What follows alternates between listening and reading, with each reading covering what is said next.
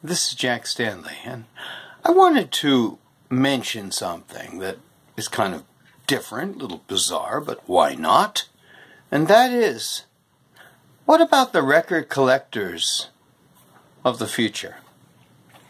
What is this hobby of ours going to be like in, let's say, the time of the 200th birthday of the phonograph, which will be in December of 2077.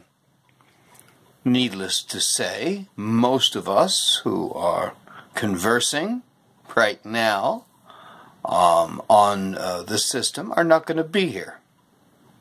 Now, obviously, a lot of us were born before the 100th birthday of the phonograph.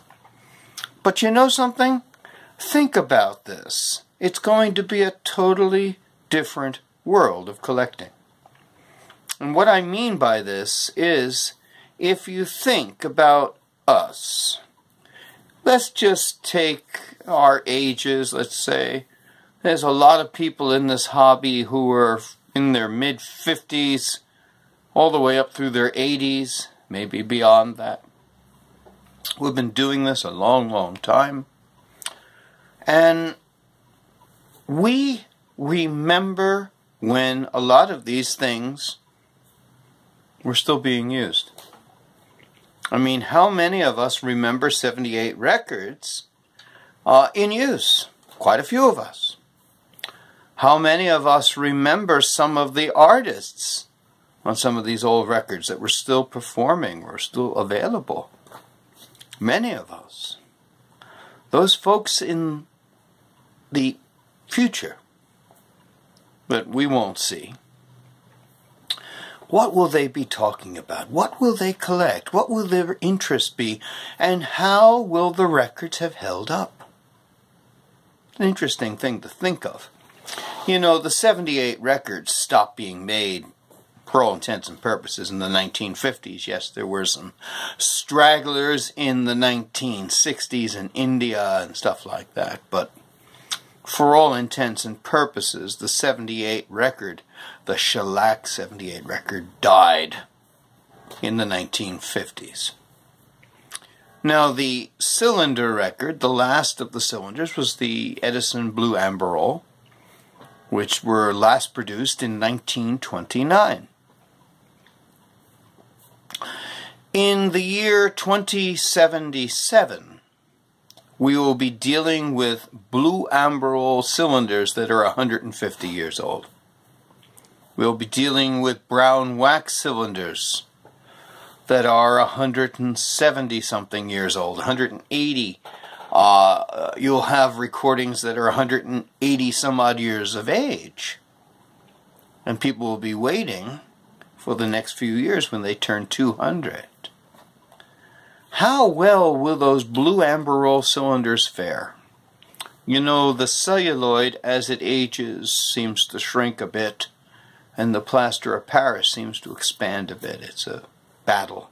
I wonder if collectors in the future, in order to save many of the Blue Amberols, will find ways to replace that plaster of Paris center.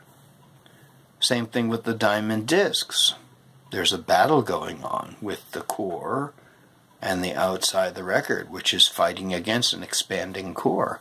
And as that core ages, what will happen? What will happen to the condensite? What will happen to shellac? What will happen to brown wax as it ages? What happens to metallic soap cylinders? Be interesting to see, because methods of preservation will be very important. And also we have to think, 2077, well, basically will be 60 years from now.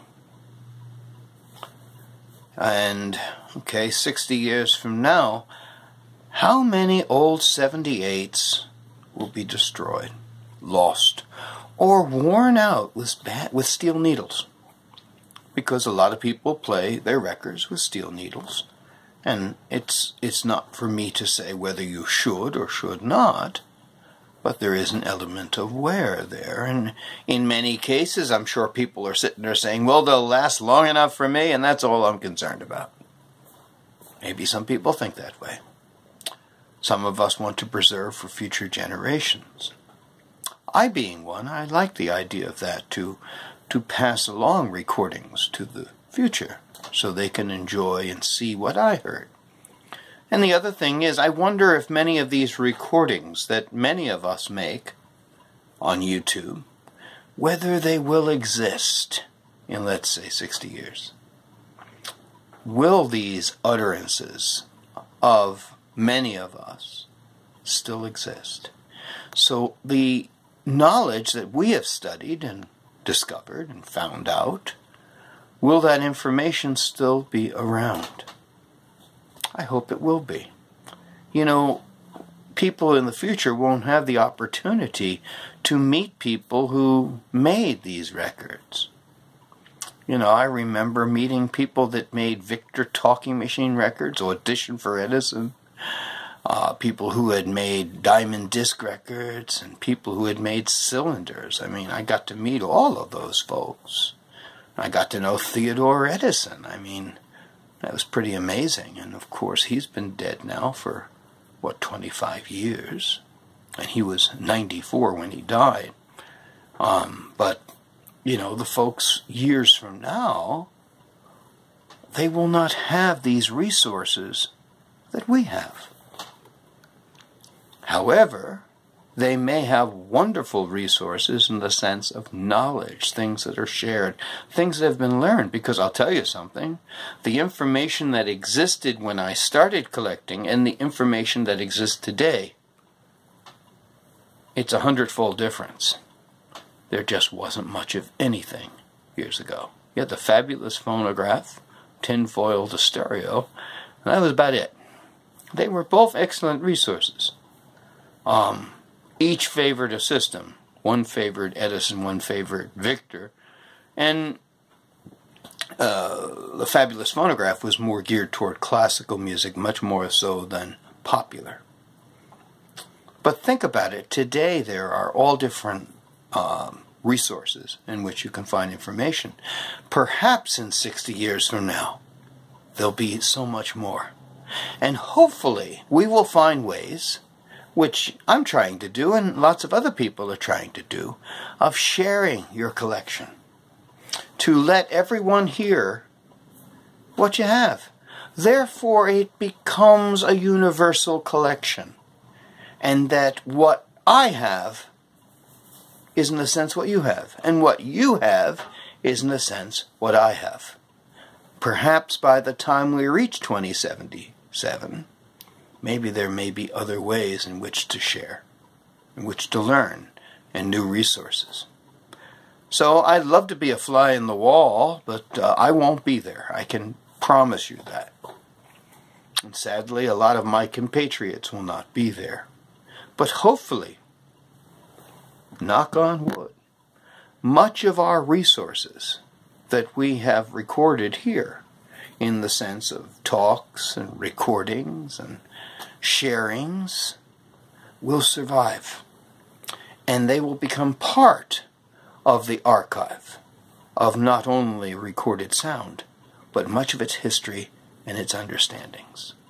That's my wish, and I hope that may very well happen.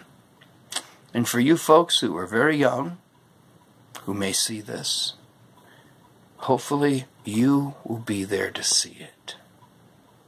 Year 2077, 200 years of sound recording.